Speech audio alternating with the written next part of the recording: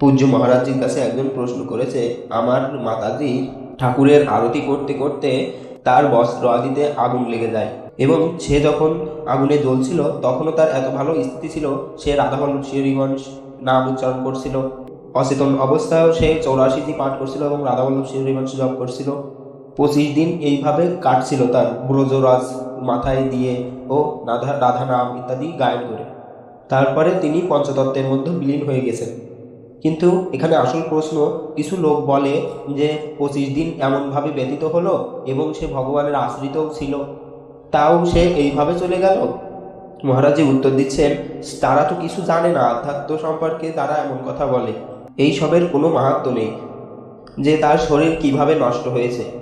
আর যদি এই তারতম্য দেখতে হয় যন্ত্রণা ভোগ করার, তাহলে এর সাথে ভজনের কোনো তারতম্য নেই। এটা পুরনো কর্মের পরিণাম। আমরা এটা না ভাবি যে লোক কি বলল। মনে করো কত এমন পাপী লোক আছে যাদের জ্বর সর্দি হয় না, আর এখানে আমি ছোট থেকে বাবাজি হয়ে বসে আছি আর আমার কিডনি খারাপ। এখন ভগবানের আসল সিদ্ধান্ত একটু বুঝতে হবে।